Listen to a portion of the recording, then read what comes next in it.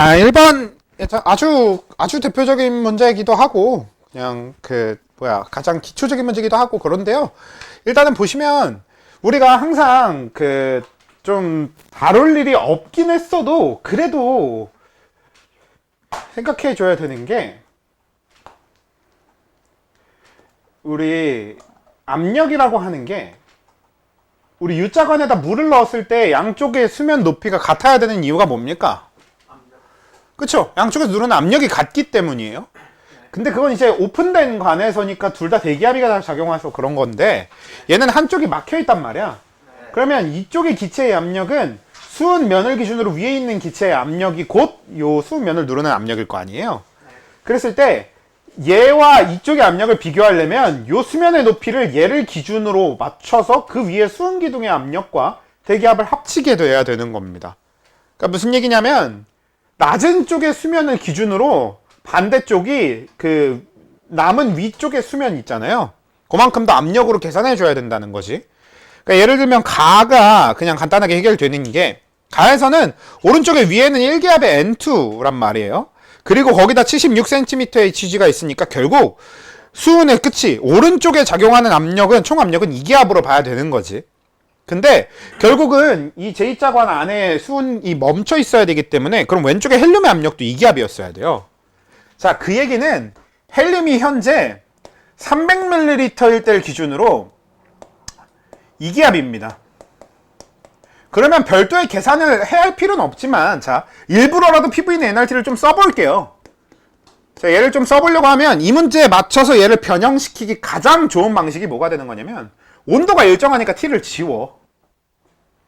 그리고 R은 어차피 상수니까 날리면 만약에 R 날리기가 좀 그렇다 하시면 R 정도는 남겨둬도 상관은 없고요. 근데 그냥 보통은 그냥 얘도 지워버리고 PV는 N 해서 얘를 그냥 600 뭘 써버리세요. 뭐 물론 이제 0.3ml로 하는 게 그래도 좀 오류는 적겠지만 뭐 대충 써. 이런 방식으로 접근을 해버리면 그러면 얘는 나에서도 헬륨의 몰수가 바뀌진 않아. 그렇지 않아요? 우리가 밀리리터가 아니라 뭘 우리가 가하고 나 사이에 가해준 조작은 질소기체를 더 넣어서 질소기체의 압력을 바꿔준 것 뿐이지 헬륨의 양이 변하진 않는단 말이에요. 그럼 헬륨의 몰수는 완전히 똑같아야 되는데 이제 헬륨이 몇이 된 거야? 100ml가 된 거잖아요. 그러면 헬륨의 압력은 몇 기압이 된 거예요? 6기압이 된 거지. 아, 이거는 어차피 정확한 몰을 구한 게 아니기 때문에 대충 비교를 위한 값에 가깝습니다.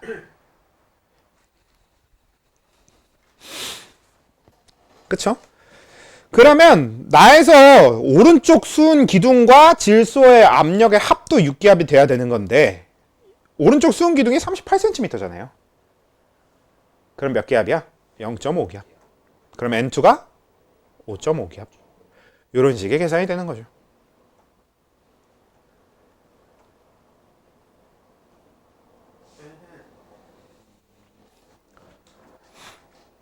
다 돼요? 네. 분명히 됐어? 네. 채용이 됐고.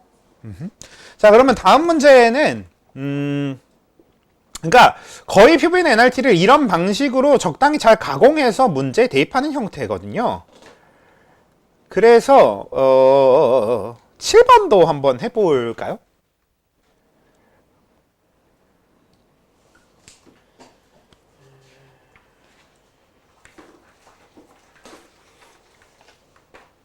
학교 시험이 이것보다 어렵죠. 그쵸. 이거보다는 꽤 어렵죠. 50점 맞기 쉽지 않나.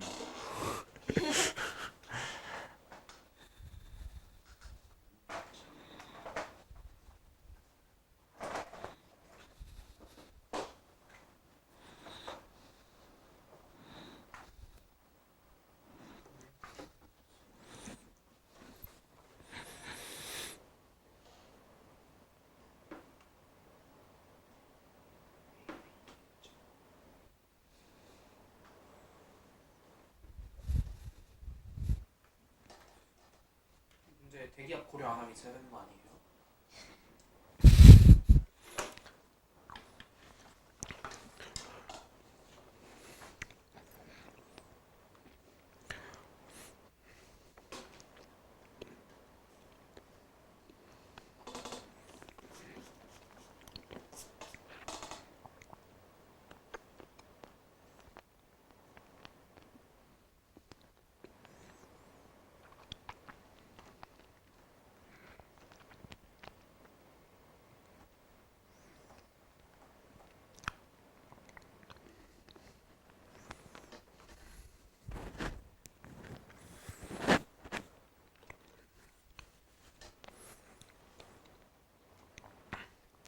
그쵸? 나는 이기압이죠. 왜요? 나가 이기압인 이유는 가가 1.5기압이잖아요. 그 중에 대기압이 1기압이 있기 때문에 그럼 추 하나의 압력은 0.5기압이 되고요. 그럼 나에서는 추가 2개면 추에 의한 압력 1기압, 대기압 1기압 합쳐서 총 2기압이 작용해야 되는 겁니다. 근데 온도가 동일한 조건이고 기체의 양도 당연히 변하지 않았기 때문에 1.5기압에서 2기압이 됐다라는 얘기는 부피는 몇 배가 돼야 되는 겁니까? 부피는 몇 리터가 돼요? 1.5. 그렇죠. 그런가요? 아니요. 부피가 1.5리터가 된다고 나에서? 아니요.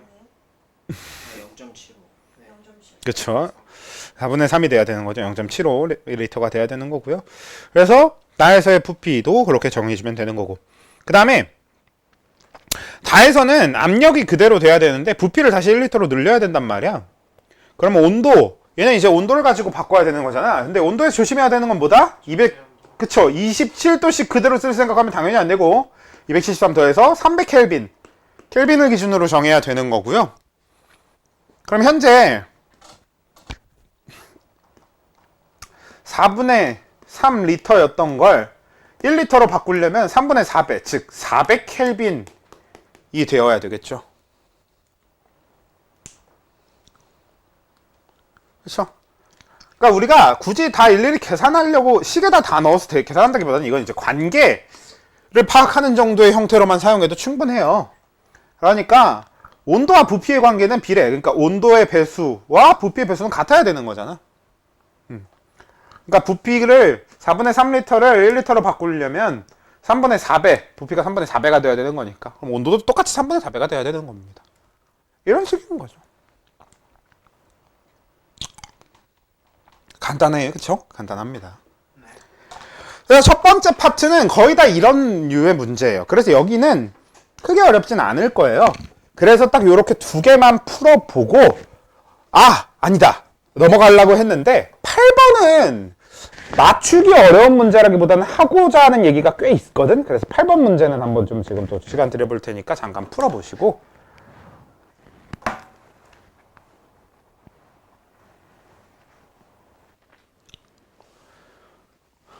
일단 문제는 간단하다고 얘기하면 안 되나? 아무튼 문제는 그냥 조건상 문제에서 정해진 조건이 절대온도 T에서라고 되어 있잖아요. 그래서 일단 답을 먼저 구해보면은 오른쪽은 0.2몰 5리터일 때 1기압이에요. 근데 가는 똑같이 5리터인데 0.1몰이죠. 그렇다는 얘기는 어떻게 돼야 돼? 압력이 가에서의 압력은 0.5기압이어야 되겠다라는 얘기입니다. 얘는 그냥 PV는 nRT라는 식에다 고지고대로 그냥 대입해서 계산해도 괜찮아요. 그러니까 어차피 뭐냐면 PV는 nRT라는 조건에서 나에서가 조건이 좀 더 많으니까 나는 지금 P가 1기압이라고 얘기해 주고 있는 거고 부피는 몇이었더라? 5리터인가? 5리터라고 얘기해 주고 있는 거고 N이 지금 0.5란 말이에요. 맞나? 0.2란 말이에요.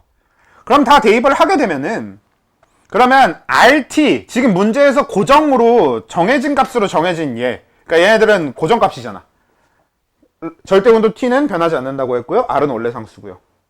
그래서 얘를 제외한 나머지가 대입했을 때 0.2분의 5? 이 정도로 그냥 바로 적어볼게요. 이렇게 그냥 계산이 되잖아요. 그리고 RT는 결국 이 문제에서 변하지 않는 값이기 때문에 가에서의 P, V, N에 대해서 나오는 RT도 똑같은 값이 나와야 하는 겁니다. 0.2분의 5. 그쵸? 근데 지금 현재 얘 조건에서는 V가 똑같이 5리터인데 몰수가 0.1이어야 된단 말이지. 그러면 압력은 2분의 1이어야 RT 값이 같게 나오겠잖아요. 이런 개념인데 그냥 계산 자체는 PV는 nRT에 고지고대로 대입해도 되고 아니면 굳이 이럴 것도 없이 어차피 다른 조건이 다 일정한 상태, 부피까지도 일정한 상태에서 압력과 몰수의 관계로만 접근해도 되잖아. 그럼 우리가 식에서 압력과 몰수의 관계가 비례라는 거를 확인할 수 있으니까. 그쵸? 그럼 몰수가 절반이려면 압력도 절반이겠네. 이렇게 확인하면 되는 거죠. 근데 이 문제는 문제 푸는 것과 별개로 좀 하고 싶은 얘기가 있어서. 그냥 문제 조건에서 여러분들이 당연하게 이용해줘야 되는 두 가지 조건인데요. 강철 용기와 실린더. 그러니까 풀린, 잠금이 되어 있지 않은, 피스톤이 풀려있는 풀린 실린더. 이렇게 두 가지의 기본적인 특징인데요. 풀린 실린더는 항상 압력이 일정합니다. 그래서 얘는 압력이 일정한 대신 보통 뭐가 바뀌어? 부피가 바뀌어. 그러니까 여러 가지 조건을 바꿔줬을 때 압력이 변할 수는 없어요. 왜? 실린더가 풀려있는 상태면 그 위에서 누르고 있는 대기압은 변하지 않을 거니까. 그러니까 그 대기압이, 그러니까 실린더라는 것 자체가 하트는 실린더 내 안에 실린더 안 나와도요? 응? 그러니까 실린더 그건 이제 뒤에 또 해야지. 기본적으로는 대기압을 기준으로 했을 때 대기압과 이 내부의 압력이 똑같아야 되는데 대기압은 변하지 않잖아요. 그러니까 우리가 어떤 조건을 바꾸든 내부의 압력은 일정하게 될 겁니다. 대기압과 계속 같은 상태를 유지하겠지. 이게 실린더의 특징이라면 강철 용기는 뭐가? 부피가 바뀌지 않지. 그러니까 부피가 일정한 상태에서 압력만, 오히려 얘는 이제 압력이 적극적으로 바뀌는 게 강철 용기의 특징이 됩니다.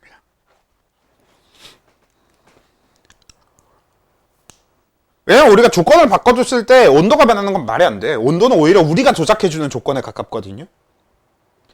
그러니까 온도는 일정하다 혹은 온도가 바뀌었다라고 할 때, 그러니까 다른 조건이 바뀌는 것 중에서 주로 온도나 몰수 이런 게 바뀐다라고 할 때 강철 용기는 압력이 바뀌고 부피는 일정한 형태를 띌 수밖에 없고요. 실린더는 압력이 일정하고 부피가 바뀌는 형태를 띌 수밖에 없다. 이런 거 그냥 한번 짚어두고 넘어가고 싶어서 그랬던 거고, 이제 뒤로 넘어갑시다. 여기가 이제 본격적인 활동 기체 문제의 시작점이 되는데요.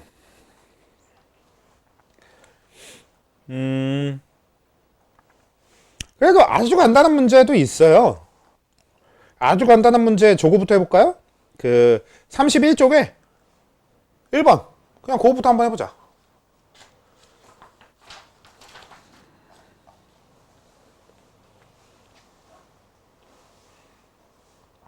그건 아주 간단한 문제일 겁니다. 그치? 그냥 금방 하지. 그러니까 얘도 세계 강철 용기에 내용 기체가 들어있는 것을 나타낸 것이다 라고 되어 있는데, 결국은 그냥 PV는 NRT에서 그 전체적으로 일정하게 되는 건 얘는 R밖에 없잖아요. 그치?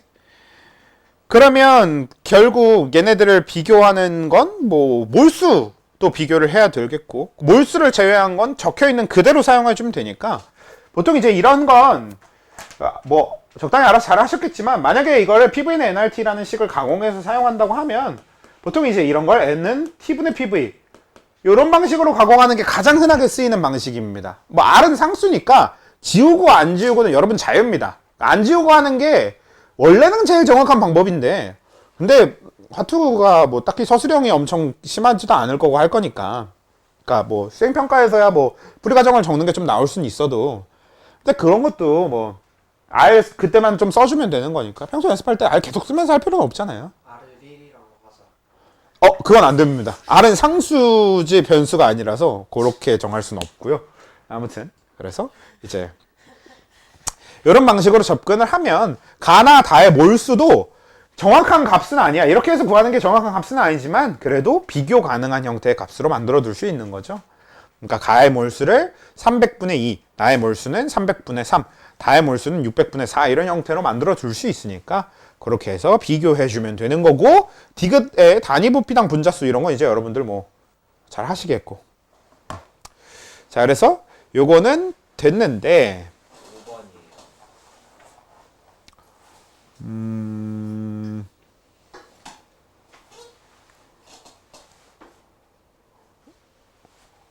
그러네.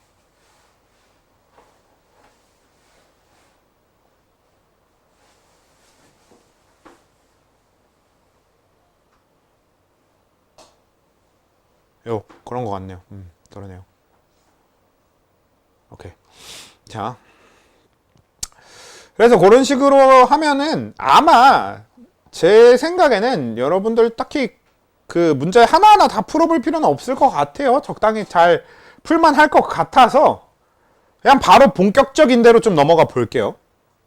그러니까 32쪽에 5번 이런 거 보면은 충분히 본격적이긴 하고 수행평가를 할 확률이 되게 높거든요. 이거 원래 진짜 많이 하는 실험이라서. 그래서 높은데 일단 이건 건너뛰고요. 이제 제일 본격적인 게 33페이지에 있는 10번부터입니다. 그러니까 부분압력 법칙이 나오기 시작하면서부터가 좀 본격적인 문제의 시작이거든요. 근데 10번보다는 11번부터 바로 해봅시다. 10번은 그렇게 어렵지 않을 거고요. 11번.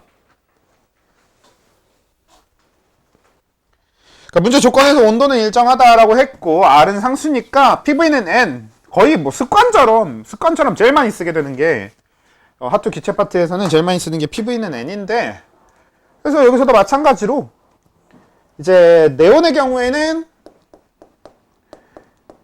이기압이고 1이니까 몰수 2로 잡을 수 있을 거고, 그 다음에 실린더를 가운데 콕을 열기 전에 헬륨의 경우에는 1기압이고 V는 1이니까 몰수를 1로 아예 설정을 해둘 수 있어요. 근데 이제 그러면 콕을 열게 되면 전체 몰수가 3몰이 될 거고요. 그치?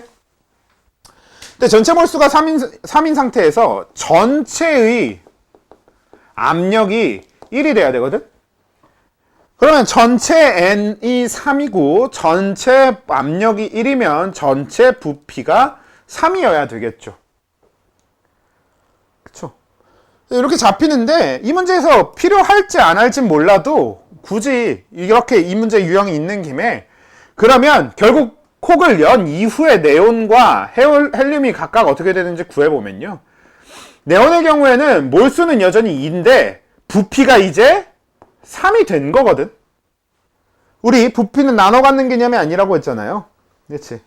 그러니까 얘는 네온만의 부분 압력이 3분의 2인가요? 네, 3분의 2가 돼야 된다는 얘기가 되는 거고, 헬륨의 경우에는 몰수는 1인데 부피가 3이 된 거거든요. 그러면 압력이 헬륨만의 부분 압력이 3분의 1이고 이런 식으로 그냥 계산할 수 있는 겁니다. 이해돼요? 아니면 우리가 지난번에 했던 부분압력 법칙을 이용해줘도 됩니다. 전체 압력이 1기압일 때 얘의 몰 분율은 3분의 2가 나올 거고 얘의 몰 분율은 3분의 1이 나올 거니까 그냥 압력을 그렇게 구해줘도 되는 거고. 그러니까 부분압력이라고 하는 건 구하는 방식은 여러 가지가 있어요. 전체 압력에 몰 분율을 곱해서 부분압력을 구하는 방식도 있고요.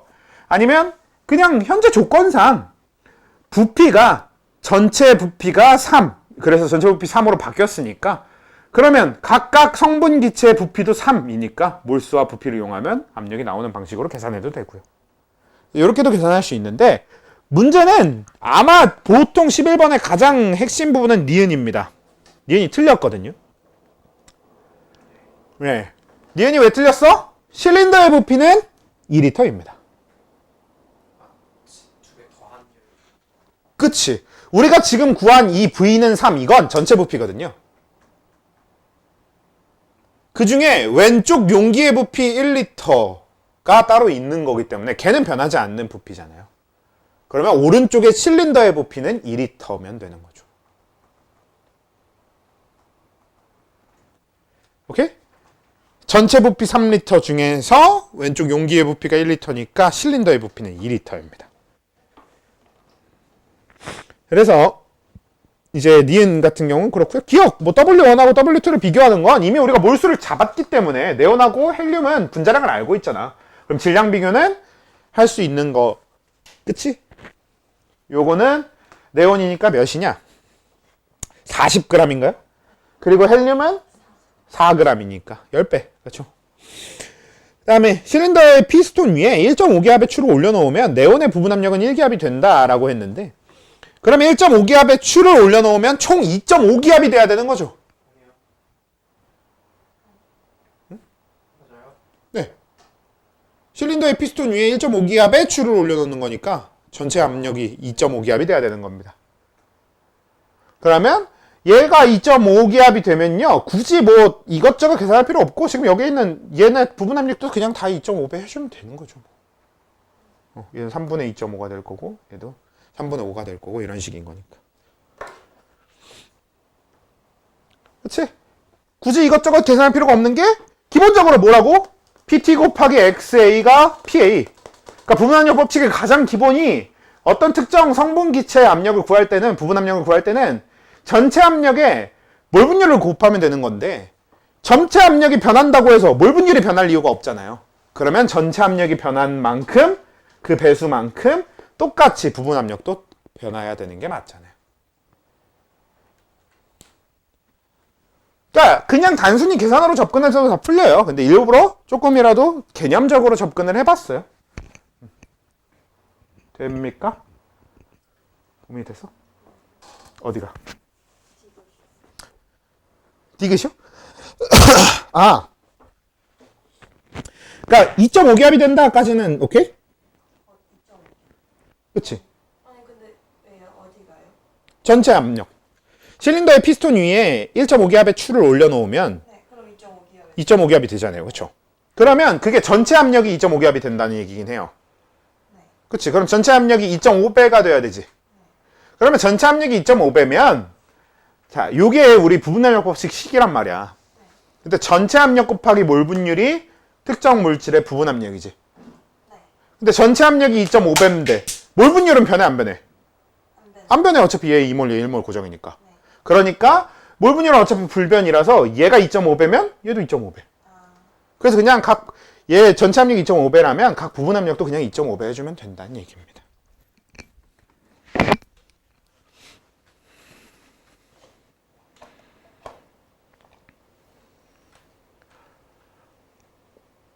자, 오늘은 12번이 오늘의 이제 최종 목적 문제가 되고 12번까지 하고 나면은 그 뒤에 문제는 또 다음 주에 할 거고 그 내용 이제 진도 나갈 거거든요. 일단 12번 한번 시간 좀 들여볼 테니까 해보십시오.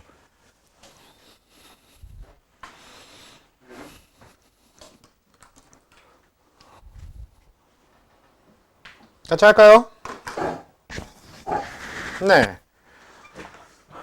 그냥 물론 이제 이 문제는 그냥 여기서 틀을 크게 바꾸지 않고서도 무궁무진하게 응용이 가능하다라는 게 가장 중요한 포인트긴 한데 그래도 이 문제 자체는 그렇게 어렵진 않잖아.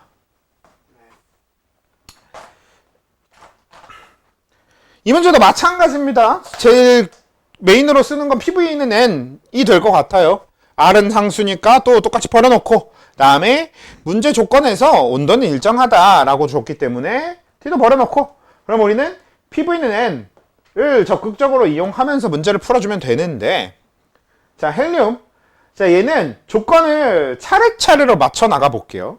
그리고 그냥 설명을 위해서 용기를 A 용기, B 용기, C 용기 이렇게 해서 왼쪽부터 A, B, C 이렇게 그냥 용기 이름을 좀 지어 놓도록 하겠습니다. 설명 편의를 위해서. 그러면 A 용기에 처음에 있었던 양은 헬륨이 3기압이고 V 부피가 4리터니까 몰수가 12라고 그냥 우리가 잡아줄 수 있게 되겠고요. 그 다음에 네온의 경우에는 압력이 6기압이고요. V가 2기 때문에 몰수가 12. 즉 헬륨하고 네온은 몰수가 같다라고 일단은 얘기를 할 수 있겠네요. 자, 그 다음에 아르곤 같은 경우에는 P가 2고 V가 2기 때문에 몰수를 4로 잡아둘 수 있는데 얘는 한동안 안 변할 거예요. 왜냐면 우리가 이제 처음으로 해줄 게 나에서 꼭지를 열고 충분한 시간이 흐른 후 닫았다. 이게 문제의 요소가 닫았는지 아닌지에 따라서 좀 되게 많이 갈립니다. 근데 얘는 이제 닫는 거니까. 그래서 일단 열었다와 닫았다를 좀 구분하면서 할 거예요. 일단 열었다가 되면 A 용기와 B 용기를 같이 합쳐서 표현해 두도록 하겠습니다. 그러면 A 용기, B 용기 합쳤을 때 헬륨은 몰수가 여전히 12여야 되지만 부피가 어떻게 되겠어? 6리터가 됩니다. 왜? A 용기와 B 용기 전체 헬륨이 고루 퍼지게 되니까 부피가 6이 되면서 압력, 헬륨의 부분 압력이 2기압이 되는 상태가 될 거고요. 네온도 마찬가지야. 네온도 몰수가 12였는데 부피가 2가 되면서 아니죠, 미안합니다. 6이 되면서 그래서 압력이 2가 되는 상태가 될 겁니다. C는 아무런 변동이 없으니까 일단 그대로. 자, 그 다음에 닫았다의 과정을 한번 따로 분리를 해둘 거예요. 왜? 왜냐면 A에는 그럼 헬륨이 P가 2고 V가 4면서 몰수가 8인 상태, 그리고 네온도 P가 2고 V가 4면서 몰수가 8인 상태가 A의 상태가 될 거니까. 그치? 왜냐면 결국은 A하고 B가 사이에 콕이 열려 있을 때는 헬륨하고 네온이 적절하게 섞여서 4리터, 2리터, 총 6리터를 채우고 있는 상태였을 거란 말이에요. 근데 콕을 닫으면 두 공간이 구분되니까 그 다음 단계를 위해서 A 공간에 있는 기체와 B 공간에 있는 기체를 구분해 줘야 되는 거죠, 그냥 우리가. 근데 A 공간에 있는 기체와 B 공간에 있는 기체는 그냥 부피 B가 4대 2이기 때문에 몰수 B가 4대 2가 성립하는 걸로 그대로 적용해 주면 되는 거란 말이야. 즉 무슨 얘기냐면 A 공간의 헬륨과 B 공간의 헬륨을, 그러니까 요게 한 번에 다 가정을 하는 게 나는 힘들다 싶으면 헬륨 총 12 중에서 A 공간과 B 공간에 각각 몰수가 나눠 들어간다라는 걸 써도 된다라는 거죠. 그렇게 접근할 수도 있다라는 얘기지. 근데 굳이 그럴 필요도 없는 게, 봐봐. 자, 헬륨이 어차피 몰수 먼저 안 정해도 되는 게요. 자, A하고 B를 공간을 나누게 되면 A 공간의 헬륨의 부피는 4가 될 거고 B 공간의 헬륨의 부피는 2가 될 겁니다. 그리고 현재 얘는 콕을 잠그기만 하는 거기 때문에 압력이 변할 이유가 있어, 없어? 없어요. 그러니까 얘도 압력은 2로 유지되고 압력은 2로 유지되니까 처음부터 몰수를 B로 나누는 게 좀 나는 생각하기가 힘들다 싶으면 그냥 콕을 잠가. 그러면 A쪽 헬륨은 부피가 4야. B쪽 헬륨은 부피가 2야. 근데 A에 있든 B에 있든 헬륨의 부분 압력이 변할 일은 없어. 그걸 이용해서 몰수가 여기에 8, 여기에 4가 들어가게 된다는 식으로 나눠줘도 충분합니다. 그리고 그건 네온도 완전히 똑같은 계산이 되겠죠.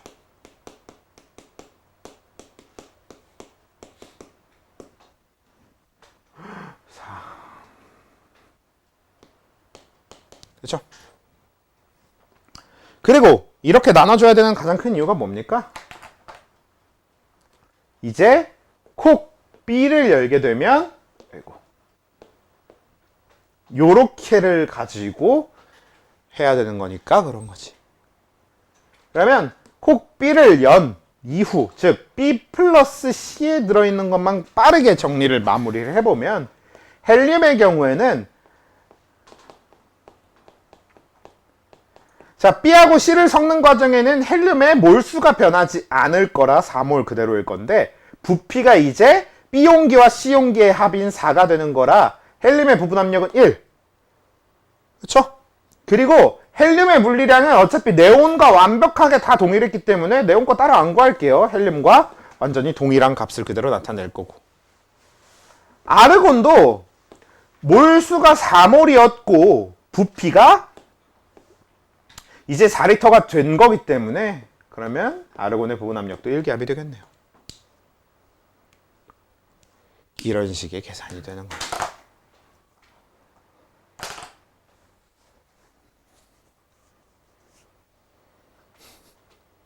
네? 근데 어디부터? 모르겠어요. 어디서 왜 이렇게 어려워요? 말하고 싶어졌어. 와서 됐어요? 네, 그러면 꼭 복습해 보세요. 12번은 정말 중요합니다. 자, 이제 물질의 세 가지 상태 중에 물과 고체가 남았어요. 그리고 안 할 겁니다. 액체는 없어요? 물이 액체예요.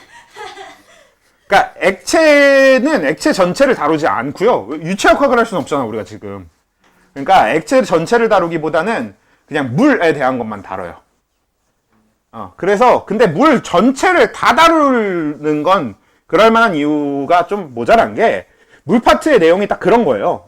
모세관 현상이 뭐고 표면 장력이란 무엇이고 이런 개념적인 물과 관련된 특수한 성분들, 성질들의 개념을 정리하는 파트거든요. 그러니까 흔히 뭐다? 조금은 암기에 가깝다.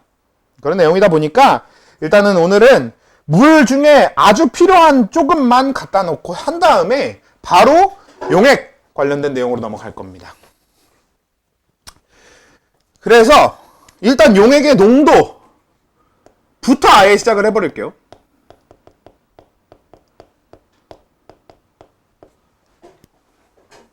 웨퍼. 예, 몰 농도가 있고 또 뭐가 있어요? 예, 퍼센트 농도가 있어요. 또? 몰랄. 예, 맞아요. 몰랄 농도가 있습니다. 원래는 ppm 농도라고 하는 퍼센트 농도와 결을 같이 하는 게 있긴 한데 요거는 이제 사이드로 빼놓고 퍼센트 농도 뭡니까? 질량분의 질량 곱하기 100이죠. 단 이게 누구 거 질량? 용액 거 질량. 요게 누구 거 질량? 용질 거의 질량. 자, 몰 농도는 어떻게 돼요?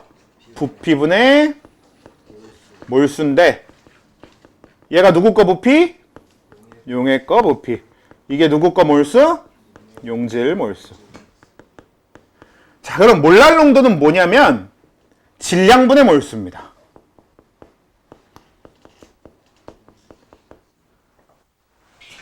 근데 몰 농도가 몰 퍼 리터잖아요, 단위가.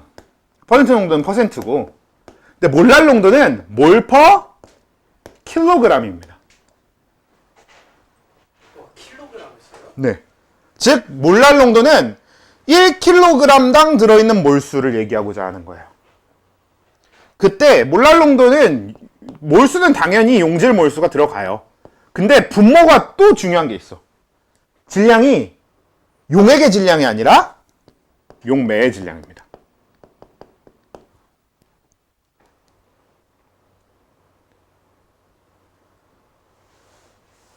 그리고 ppm 농도는 뭐야? 그냥 퍼센트 농도랑 똑같아. 단지 퍼센트 농도는 질량분의 질량에서 곱하기 100을 하잖아요. ppm 농도는 질량분의 질량에다 곱하기 10의 6제곱을 합니다.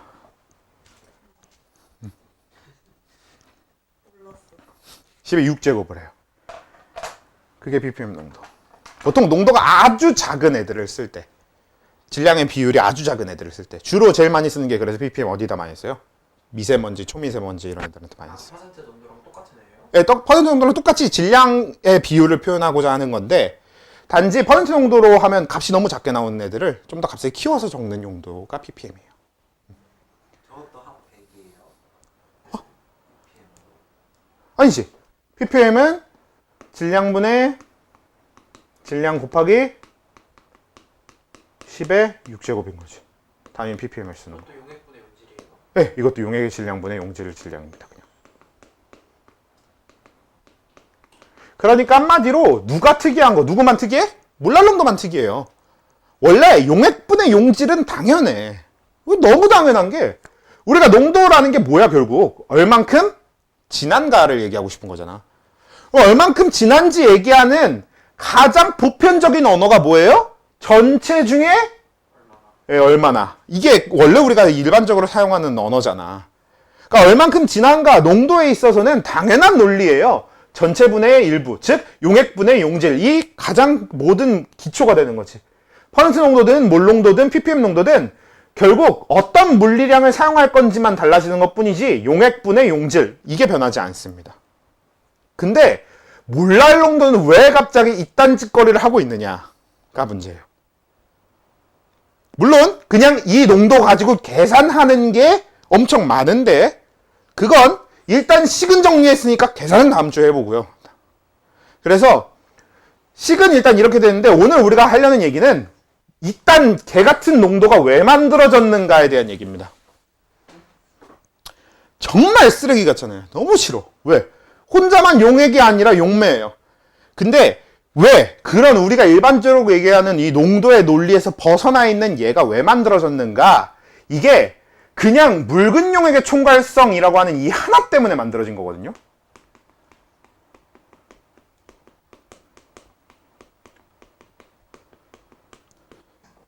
그러니까 화학 전반적으로 제일 많이 사용되는 농도가 뭔지 알아?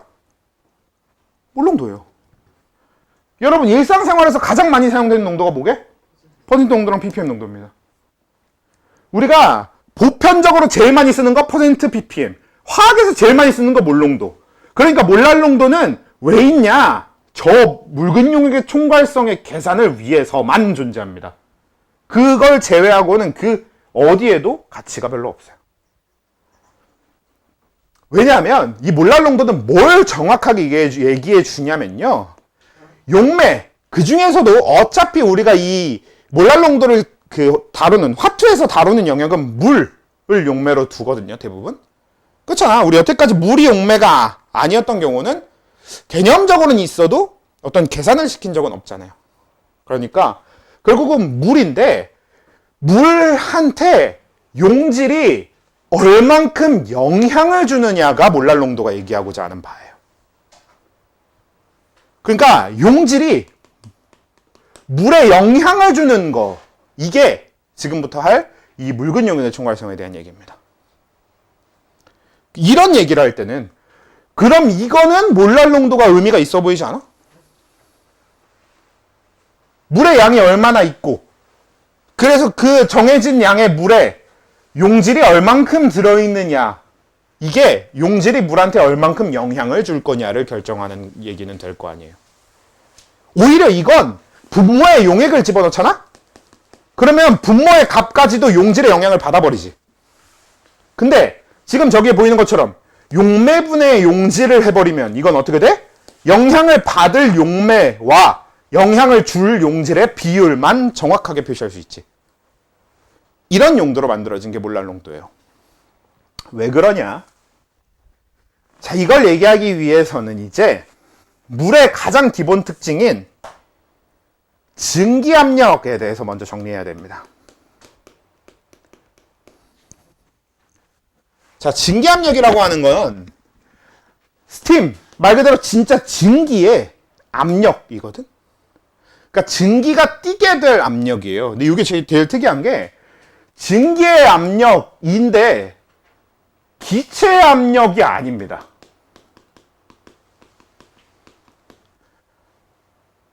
좀 말이 이상한데 실제로 증기 압력은 기체 압력은 맞아. 증기 압력을 우리가 측정할 거거든. 근데 그걸 기체의 물리량으로 보지 않아요. 액체의 값으로 봅니다.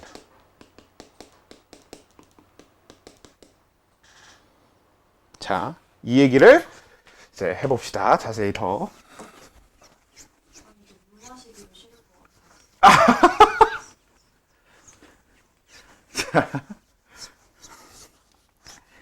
일단 물을 한 컵 받아들일게요.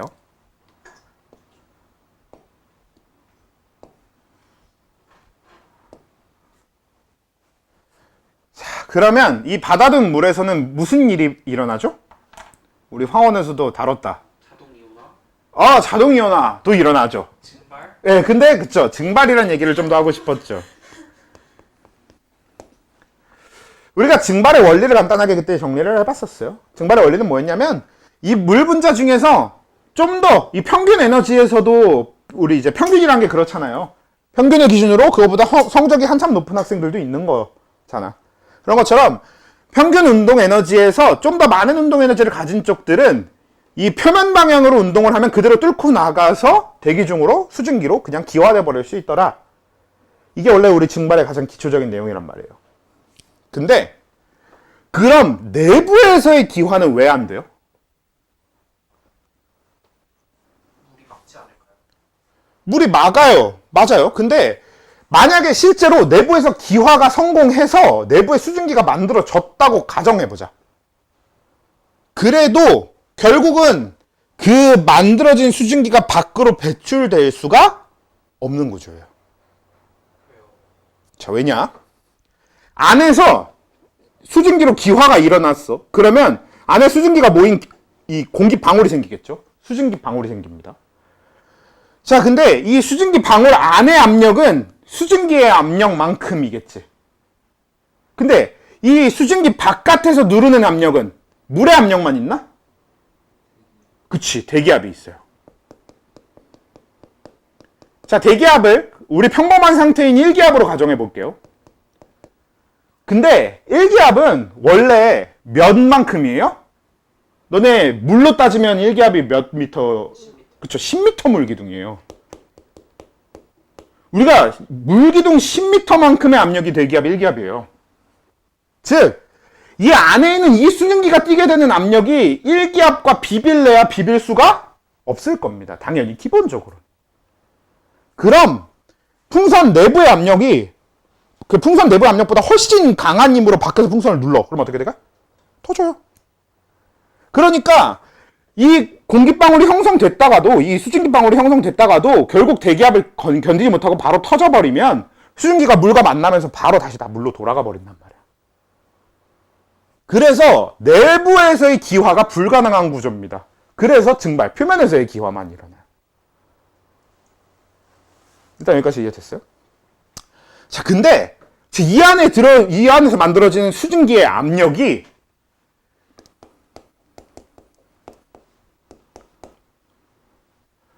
자, 수증기가 많이 만들어지는 것도 일단 그렇다 치는데 어차피 물의 양은 요 컵의 물의 양을 넘을 수가 없잖아요. 만들어지는 수증기의 양은. 그러니까 얘는 크게 영향을 주진 않을 거니까 잠깐 보류해 두고 R값은 어차피 상수니까 신경 안 써도 되고 그 다음에 부피나 이런 다른 거에 요 압력에 영향을 주는 요인 중에서 온도가 굉장히 크게 눈에 띄거든. 왜냐면 부피는 지금 이 상황에서는 몰수의 영향을 받으면 더 크게 받지 온도나 압력에다가 영향을 주거나 하진 않을 거란 말이에요. 그러니까 결국은 온도랑 압력이 비례하게 되는데 그럼 내가 지금 얘에다가 온도를 계속 올리다 보면 이 안에서 이 수증기 방울이 생겼을 때 그 수증기 방울의 내부 압력이 계속 어떻게 될 거란 얘기가 마찬가지예요? 높아진다는 얘기입니다. 그치? 그러니까 수증기 방울이 생겼어? 대기압을 못 이겨? 터져. 맞는데 온도가 높으면 높을수록 이 생긴 수증기 방울 안의 압력이 더 높을 거란 얘기예요. 그래 봤자 어차피 대기압 1기압이니까 너무 세. 터져. 근데 그렇게 계속 온도가 올라가다가 만약에 이 수증기가 띄게 되는 압력이 1기압이 된다면 어떻게 될까요?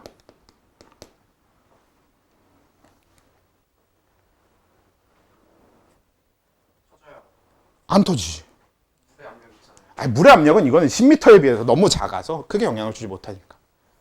그러니까 맞아요. 네 말대로 그렇게 되면 그러니까 온도가 정확하게는 조금 더 높아야 될 수도 있겠는. 그러니까 1기압보다 압력이 살짝 더 높아야 될 수 있는데 그 정도 차이는 이제 유의미하지는 않으니까. 그래서 이 내부의 수증기의 압력이 1기압이 되면 이제 대기압에 의해서 터지지 않고 버틸 수 있게 되거든. 그러면 기포가 형성됐는데 이 기포가 터지지 않고 버텨. 그 얘기는 무슨 소리야? 떠올라서 밖으로 수증기를 내보내겠죠. 그러면 우리가 얘기하는 끓음이 되는 건데 이게 대기압이 1기압일 때 수증기 즉 수증기의 압력이 1기압이 되는 온도가 100도씨입니다. 진짜요? 네. 이상기체적으로요? 아니요. 이건 실제예요. 실제 값이야. 이상기체적으로가 아니라 실제적입니다. 그래서 우리가 물이 100도씨에서 끓는 거고 그 끓음이라는 게 바로 내부에서의 기화입니다. 그리고 결국 이 내부에서의 기화, 즉 끓음의 조건은 뭐냐면 증기가 띄는 압력인 증기압과 대기압이 같을 것이라는 조건을 갖추고 있는 거예요. 자, 그럼 생각해봐. 그러면 높은 산에서 왜 밥이 설이 걸까요? 대기압이 낮아서. 대기압이 낮으면 어떻게 되는 거야? 그치. 그 대기압과 같은 만큼의 증기압을 띄기 위한 온도 조건이 낮아지는 거예요. 그래서 빨리 끓게 되는 거예요. 더 낮은 온도에서 끓게 돼요. 즉 끓는 점은 온전히 대기압이 결정할 수밖에 없는 구조야. 증기압과 대기압이 같아지는 순간 끓거든. 이해됩니까? 이게 기본적인 끓음과 증발의 차이, 그리고 이게 증기압에 대한 기본적인 어떤 그 조건, 어떤 이야기 중에 하나입니다. 그래서 이 증기압력이라는 거는 굉장히 중요한 개념이 되는데, 뭐 이를테면 이런 거예요. 너네 알코올이 있어요. 그래서 알코올의 끓는 점은 보통 몇 도쯤 된다고 하지? 그쵸, 한 78도 부근인 걸로 기억하거든. 한 이 정도. 그리고 물의 끓는 점은 몇 도게? 100도. 네. 그러면 알코올 78도랑 물 100도랑 증기압이 같다. 둘의 그치 증기압력이 같은 거예요. 그러면 다른 비교를 한번 해봅시다. 물 78도와 알코올 78도는 증기압력이 누가 더 큰 거겠어? 알코올 78도가 더 증기압이 큰 겁니다. 결국 기본적으로 갖는 증기압력이 큰 물질들이 우리가 흔히 얘기하는 증발이 쉽게 되는 물질, 휘발성 물질이 됩니다. 다시 뭐라고요? 그러니까 기본적으로 갖는, 같은 온도에서 갖는 증기압력이 더 큰 물질들이 더 증발이 잘 되는 물질, 즉 휘발성 물질이 되는 거라고. 아 그래서 그러면 알코올이 물보다 그치, 휘발성이 강하다 이렇게 되는 거죠. 개 헷갈릴 것 같은데. 그러니까 맞아요, 헷갈려요. 이해는 되는데 아직 헷갈려. 그래서 어떤 액체를 갖다 놓든 다 지금 끓고 있다면 모두의 증기압력이 다 어떤 거야? 똑같은 겁니다. 무조건. 다 대기압이 1기압 같은 조건이라면 끓고 있다면 대기압과 같은 증기압력을 가진 거예요. 그래서 승화도 그래요? 승화도 마찬가지입니다. 이게 우리가 이걸 설명하기 가장 좋은 게 끓음과 증발, 즉 액체와 기체 사이의 상태 변화예요. 근데 액체와 기체와 사이의 상태 변화가 아니어도 뭐든 다 해당되는 이야기입니다. 아 근데 고체는 내부 밀도가 좀 높으면은 압력이 좀 세지 않을까요? 맞긴 한데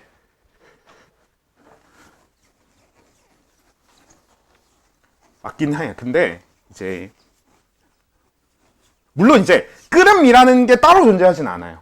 그러니까 승화는 좀 우리가 흔히 얘기하는 빠르게 가속화된 승화와 빠르게 가속화되지 않은 승화 정도로 나눌 수 있는 것뿐이지 막 내부로부터의 승화와 겉 표면에서의 승화를 나눌 수는 없기는 해요.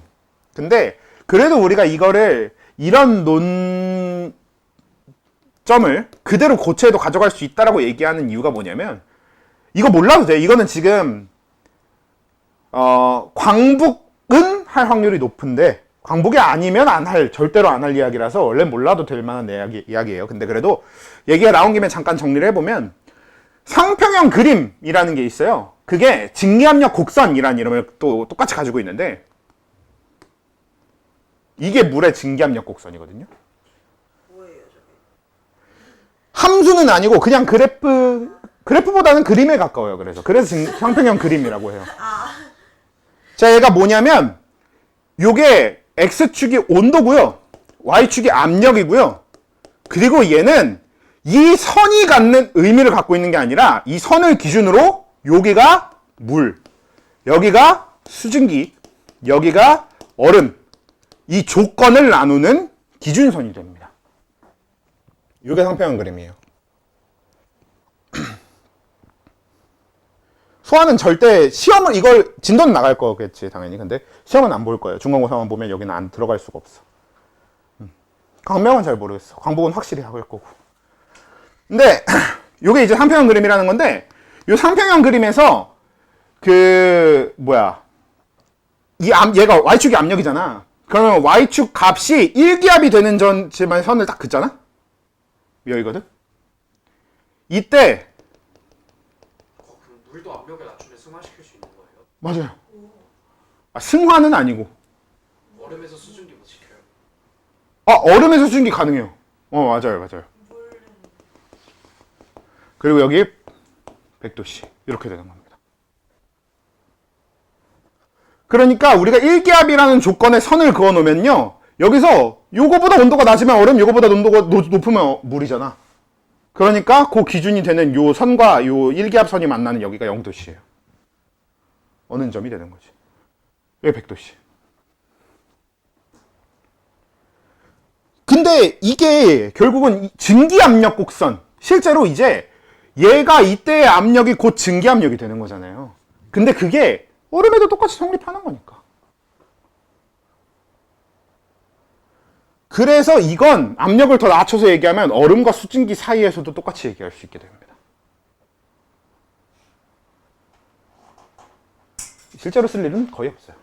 실제로는 어차피 증기압력의 측정 자체가 물을, 즉 액체 상태의 물질을 이용해서 측정해야만 측정이 되기 때문에 크게 의미가 없는 논이긴 하지만 그래도 그냥 우리가 화학적 혹은 물리학적으로는 고체 상태도 그냥 증기압력이 있다고 봅니다. 대신 측정해서 얻는 값이 아니라 계산해서 얻는 값인 거겠지. 이거 재밌어요. 이게 이제 삼중점이라는 데인데 여기가 진짜 신기합니다. 물하고 얼음하고 수증기가 동시에 동적 평형을 이뤄요. 아주 재밌는 곳입니다. 저 압력 몇이에요? 까먹었어. 원래 알았는데 0.4기압인가? 0.4기압인가 0.2기압인가 뭐 한 그 근처예요. 저긴 따뜻해요.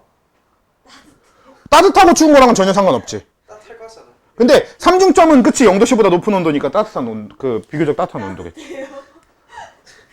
온도까지는 기억 안 나. 온도는 딱히 다루지 않아서 여기 삼중점. 따뜻해요. 요거 얘기 나온 김에 조금 더 얘기를 해보면 이게 이 삼평형 그림의 가장 재밌는 점은 요게 계속 가거든요. 근데 요 물하고 수증기 사이 우리가 이걸 보통 기화곡선이라고 얘기하거든요. 이 기화곡선은 끊깁니다. 플라즈마 많이 좀 달라요. 달라요. 이 기화곡선이 끊겨요. 끊긴다는 얘기는 뭐야? 이 끊긴 것보다 더 높은 온도, 높은 압력에서는 물과 수증기의 구분이 없어요. 물론 거기서 더 높은 온도까지 가면은 플라즈마화돼서 더 구분이 안 되는 것도 있는데 플라즈마가 되기 전에도 초임계 유체라는 상태가 있어요. 우리가 유체라고 하는 게 두 가지가 있는 거잖아요. 액체와 기체. 이게 두 가지가 다 유체란 말이에요. 이때 초임계 유체는 뭐냐면 이 유체 중에 액체라는 유체와 기체라는 유체는 원래 우리가 명확하게 구분이 가능한 상태잖아. 그게 구분이 안 되는 상태가 초임계 유체예요. 저도 실제로는 본 적이 없어서 어떤 이야기인지 와닿지는 않는데요. 근데 그런 상태가 있다고 합니다. 실제로 이미 실험적으로 발견도 해냈고 다 그렇다고 해요.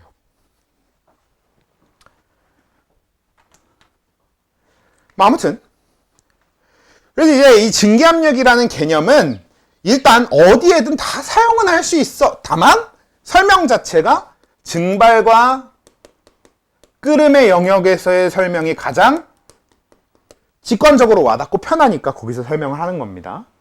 그래서 증발과 끓음은 표면에서의 기화와 내부로부터의 기화인데 그 차이를 만드는 건 결국 수증기 압력이 대기압을 버틸 수 있게, 즉 수증기압이 이 증기압이 대기압과 같을 때는 이제 내부에서부터의 기화가 가능해지더라 이 얘기가 되는 거고. 그리고 증기압은 당연히 온도랑 완전히 비례하는 개념. 왜? PV는 nRT에서 이미 알 수 있는 사실이죠. 온도가 높아지면. 그렇죠. 자, 여기다가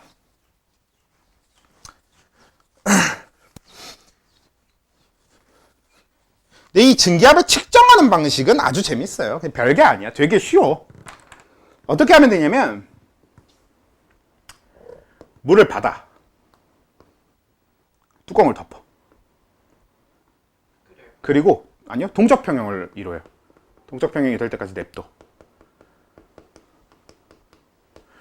그리고 얘가 동적평형을 이뤘을 때 이 내부의 수증기 압력을 측정하면 그게 증기압입니다.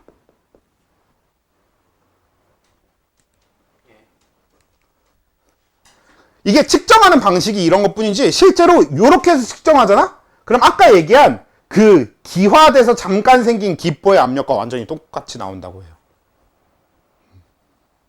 왜요? 이게 지금 요 위에는 공간이 넓잖아. 그래서 넓은 공간이라서 수증기가 완전히 지금 현재 조건상 포화가 되는, 즉 동적 평형을 이루어야만 우리가 수증기 압력을 얻을 수 있는 것 뿐이고, 내부에서는 기화가 되잖아? 기화가 되는 그 순간 그 안에는 수증기 말고 다른 건 없어요. 그치? 수증기와 수증기를 둘러싼 물, 그리고 물에 섞여 있는 뭐 이것저것 있을 수 있어도 수증기 말고는 아무것도 없지. 그러면 그 기포 안에서 압력을 형성할 수 있는 건 수증기 압력밖에 없잖아. 그러니까 걔는 포화하고 동적 평형이고 이런 개념 필요 없이 그냥 기포 안의 압력 그대로가 되는 건데, 근데 그걸 우리가 측정하려면 여길 포화는 만들어 놓고, 그러니까 동적 평형으로 여기에서 더 이상 증발은 안 되게 만들어 놔야 같은 값이 우리가 측정 값으로 나타날 수 있는 거지.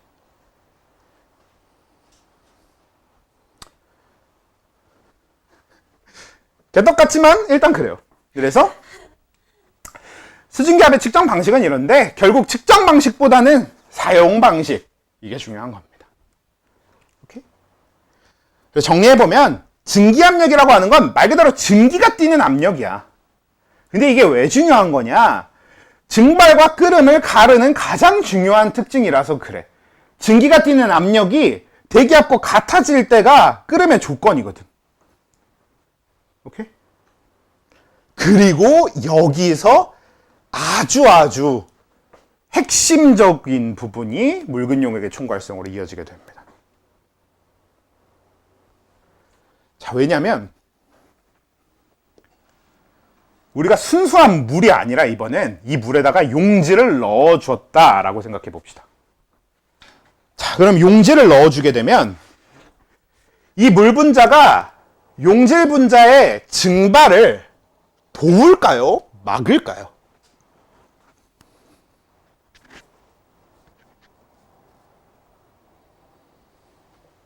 물 분자를 넣으면요? 아니요, 용질을 넣으면요. 원래 순수한 물이었는데 여기다가 내가 뭐 소금, 설탕 이런 용질을 넣어준 거야. 그러면 그 용질은 물 분자의 증발을 도울까요? 막을까요? 막아요. 그치? 왜냐면 원래는 물 분자가 이 물 분자를 뛰쳐나가려면, 이 물 분자가 이 물 밖으로 뛰쳐나가려면 물이 날 잡아당기는, 다른 물 분자가 날 잡아당기는 것만 이기고 나가면 됐거든? 근데 용질이 들어오면 뭐도 같이 생기는 거야? 용질 분자가 날 잡아당기는 힘이 같이 생겨요. 물 분자가 날 잡아당기는 힘만 있는 게 아니라. 그러니까 끊어야 될 결합이 두 종류로 늘어나게 돼요. 플러스 거기다 표면 방향으로 움직인다가 원래 되게 중요하다고 했었는데, 근데 그 표면마저도 어떻게 돼요? 용질 분자가 가리게 되죠. 거기다 플러스 우리가 동일한 온도에서 전체 평균 운동 에너지는 이 용질을 넣기 전과 넣은 이후가 거의 비슷하거든요. 근데 원래는 물 분자끼리만 에너지를 나누면 됐지만 이제는 어떻게 해야 돼? 용질 분자까지 나눠야 되지. 이런 여러 가지 요소로 인해서 증발 자체가 적게 됩니다.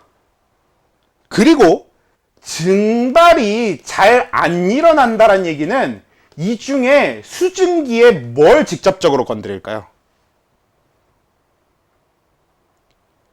완전히 아까랑 똑같은 조건이었는데 용질이 늘어났더니 증발이 잘 안 되게 됐어. 그럼 수증기에 어떤 값이 변해요, 이 중에? 몰수가 변하죠. 몰수가 어떻게 변해요? 줄어들어요. 그럼 온도가 일정하고 R도 일정하고 이런 상태에서 부피야 어차피 지금 여기서 수증기의 부피는 거의 영향을 줄 정도의 값이 아니니까. 얘도 빼놓고 생각해보면 몰수가 줄어드는 바람에 결국 수증기가 뛰게 되는 수증기의 증기압 자체가 줄어들게 됩니다.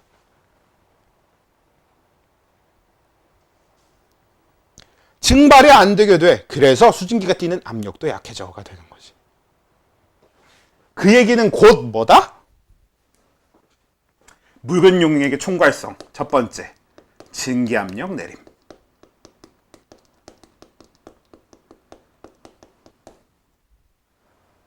즉 우리가 용액에다가, 아니 물에다가 소금, 설탕을 넣어주게 되면요, 그냥 그 증기압 자체가 내려가게 돼요. 순수한 물보다 용액의 증기압력이 더 낮아요. 오케이? 그게 이제 이런 얘기랑 연결이 되는 겁니다. 돼요? 자, 근데 증기압력 내림과 같이 일어나는 일 아주 재밌어요. 이 설명 때문에라도 어차피 상평형 그림을 하긴 했어야 되겠구나. 자, 전체적으로 물을 이제, 자, 여러분들 아까 이걸 이해했다면 이거 떠올릴 수 있어야 돼요. 자, 이해하셨을 테니까 한번 해봅시다. 물에서 소금물은 틀렸고 설탕물로 할게요. 설탕물이 되었을 때 증기압력이 낮아진다는 의미는 끓는 점이 어떻게 된다는 의미와 같을까요? 낮아져. 높아져요. 높아진다와 같은 말이지. 압력이 잘 안 오니까요. 그치. 아까 요거 비교할 때 했잖아. 오히려 끓는 점이 더 낮았던 알코올이 증기압력이 어떻다는 거였어? 높다는 거였어. 에이 선생님, 얘 78도랑 얘 100도랑 증기압력 같은 거잖아요. 그러니까 둘을 78도에서 비교하면 알코올의 증기압력이 더 큰 거였잖아. 그러니까 같은 온도에서 증기압력이 더 높다는 얘기는 결국 끓는 점이 낮다는 얘기예요. 반대로 그럼 끓는 점이, 그러니까 증기압력이 낮아진다는 얘기는 끓는 점이 그만큼 올라간다는 얘기죠. 그걸 이 그래프에서 해석해보면 그래프의 이동이 어떻게 일어나냐면 이 기하곡선이 전체적으로 이렇게 이동하게 됩니다. 그러니까 같은 조건에서, 같은 압력, 같은 온도 조건에서 전체적으로 증기압력이 아래로 내려오게 되는 거지. 그리고 설명이 어려운 것 뿐이지 우린 그냥 같은 원리로서 다른 상변화에도 그대로 쓴다고 했잖아요. 그래서 여기도 똑같이 내려옵니다.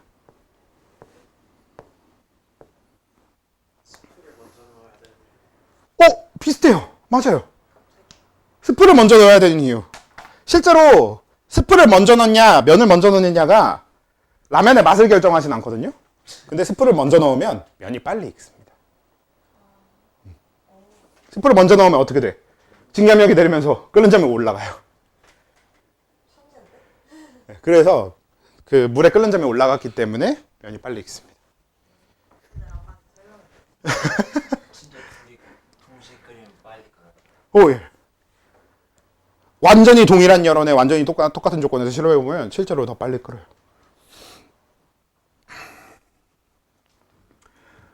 자, 그래서 됐죠? 그래서 이렇게 되는 건데, 그래서 같이 일어나는 일이 뭐냐면 우리가 묽은 용액의 총괄성 1번 증기압력 내림, 2번 끓는 점 오름.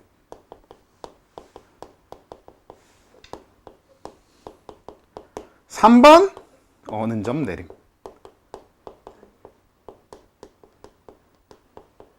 입니다. 요게 증기압력, 묽은 용액의 총괄성이에요. 4번 판토프 법칙이 있는데 요거는 요런 논리에서 좀 벗어나 있으니까 그건 따로 다룰 거고요.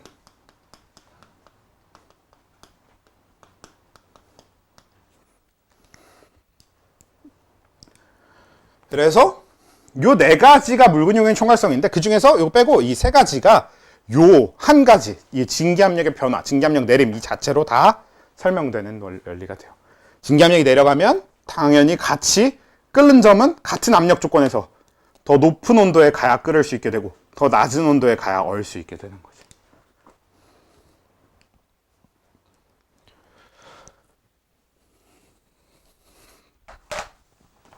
얘네 계산식까지만 정리를 해놓고 끝나고 싶은데 시간이 얼마 없네.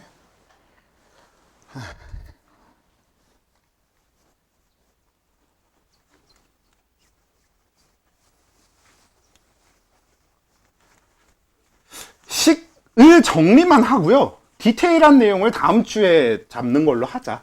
식을 진짜 정리만 하자, 오늘은 간단하게.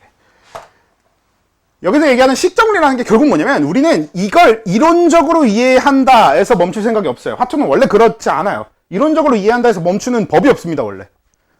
무조건 계산으로 이어가야 돼요. 자, 그래서 증기압력 내림은 식이 일단 어떻게 되냐면요.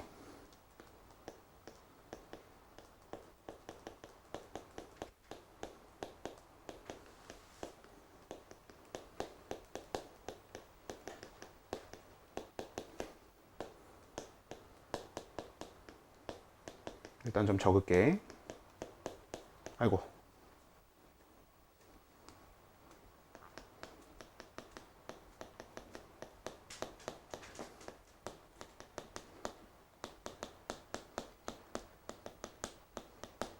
이렇게 두 가지가 증기압력 내림에 대한 식입니다.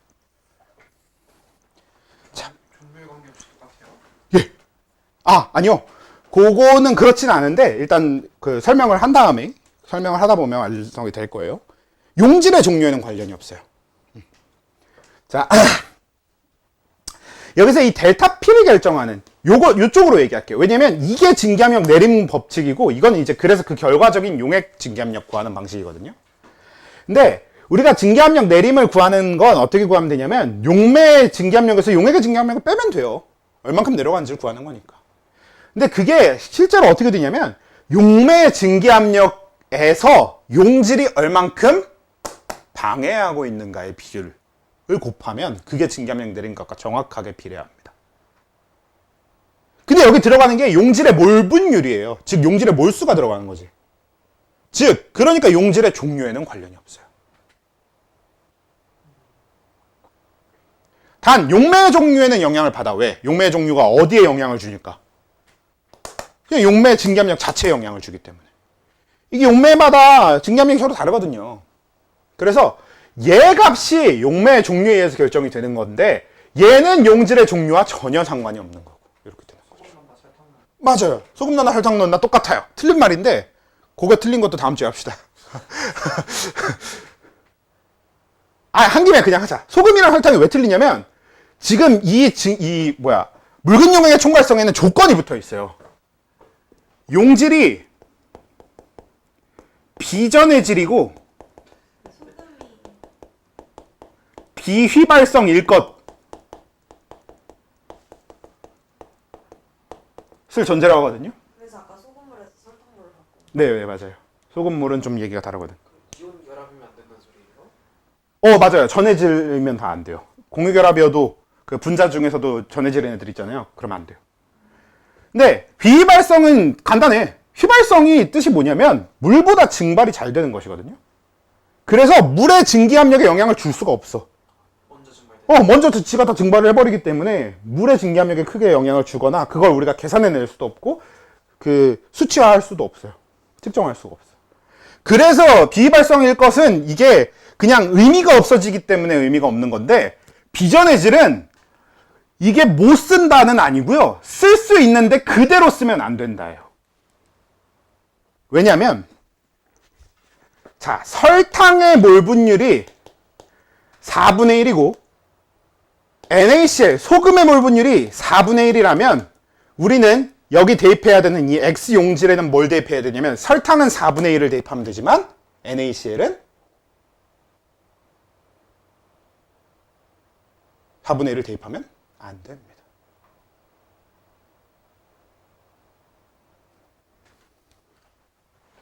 분모 분자가 다 바뀌는데 그래서 그냥 함부로 할 수는 없는데 만약에 이 4분의 1이 물이 3몰이고 NaCl이 1몰이어서 4분의 1몰이었던 거잖아? 그럼 우리가 여기 X용질에 대입해 줘야 되는 값은 5분의 2예요. Na 플러스 CMR. 그치. 물을 얼만큼 방해하느냐가 중요한 거라고 했지. 설탕 입자 하나 넣으면 설탕 입자 하나만큼 방해하지. NaCl은 어떨까?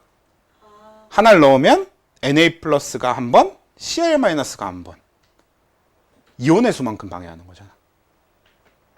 그래서 전해질은 그 전해질로서 그 양의 그 값을 적용해서 해주면 돼요. 그게 차이인 겁니다. 보통 이 정도까지 계산을 시키고 안 시키고가 여기에 난이도를 결정하기 때문에 보통 잘 안 시켜요, 요즘은. 그래서 전해질 계산이 나올 거를 걱정할 필요는 없어. 그러니까 적어도 증기압력 내림, 끓는 점, 오름, 어는 점 내림을 전해질 계산을 시키진 않아요. 판테고프 법칙은 전해질 계산을 시킬 수는 있어. 쟤는 좀 그래도 쉽거든. 전해질 계산을 시켜도 쉽거든. 응? 어떤 거? 예. 자, 그래서 얘는 이렇게 되고 끓는 점, 오름하고 어는 점 내림 식 적어보면 자, 이 결과적으로 위에 요거 정리해볼까? 그래서 얘가 얼만큼 방해하는가에 의해서 얼만큼 떨어지는가가 그대로 진짜로 결정이 돼요. 이게 굉장히 재밌는 사실이에요. 근데 이걸 식 이렇게 옮기게 하면 이대로 나오는 게, 자, 그러면 여기를 좀 바꿔볼게. 그러면 P 용액은 P 용매 빼기 델타 P거든요. 자, 그러면 P 용매 빼기 P 용매 곱하기 X 용질이거든요. 그러면 P 용매로 묶으면 1 빼기 X 용질이지. 근데 용질의 몰 분율이라는 건 어떻게 구하는 거야? 용액에서의 용질의 몰 분율이라는 건 용매 몰수 더하기 용질 몰수가 전체 몰수를 의미할 거란 말이야. 그 중에 용질 몰수 이렇게 하면 이게 용질의 몰 분율이죠. 자, 이거 1에서 빼면 뭐 나와요? 용매 몰수 더하기 용질 몰수 분의 용매 몰수, 즉 용매의 몰 분율이 나오죠. 그래서 이렇게 되는 겁니다. 이것도 필요하면 다음 주에 다시 정리할게요. 오늘 좀 급하게 정리하는 감이 있어서. 이렇게 해놓고 끓는 점 오름하고 어는 점 내림은 다음 주에 자세하게 하는 걸로 하고 오늘은 식만 좀 적어볼게요. 재밌습니다. 끓는 점 오름은 델타 TB라고 해요. 이게 뭐냐면 B, boiling temperature, 끓는 점 변화량입니다. 는 KB 곱하기 몰랄 농도. 어는 점 내림은 델타 TF 곱하기 KF. 아니, 는 델타 TF. 어는 점 변화량이에요. 그래서 얘는 KF 곱하기 몰랄 농도거든. 진짜 개떡같이 생겼네요.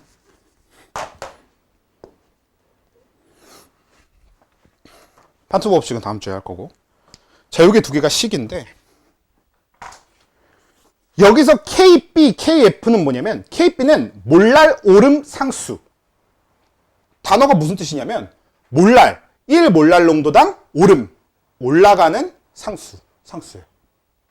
온도에 검이 없어요? 실제로 그래서 KB는 용매의 종류에만 관련이 있거든요. 그리고 이게 정말 신기한 사실인데, 우리가 몰랄 농도가 이 묽은 용액의 총괄성만을 위해서 존재하지만 그래도 우리가 배워야 되는 이유입니다.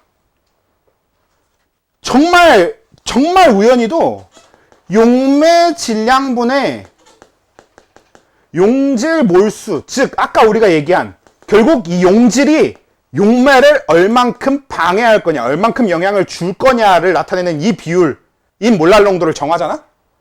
그럼 거기다가 정해진 용매의 상수를 곱하기만 해도 끓는 점 변화량을 계산할 수 있게 됩니다.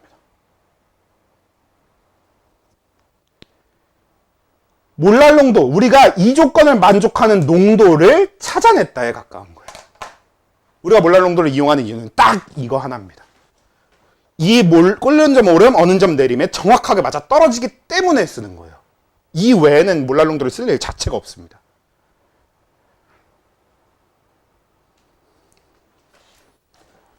그리고 이것도 마찬가지. 몰랄 내림 상수에다가 몰랄 농도 곱하면 어는 점 내림이 그대로 나와요. 일단 이렇게 하고, 이 용액 관련해서는 어차피 판트호프 법칙도 남았고 아직 디테일한 것도 얘기해야 되고 문제 푸는 거에 대해서 연습도 해야 된단 말이에요.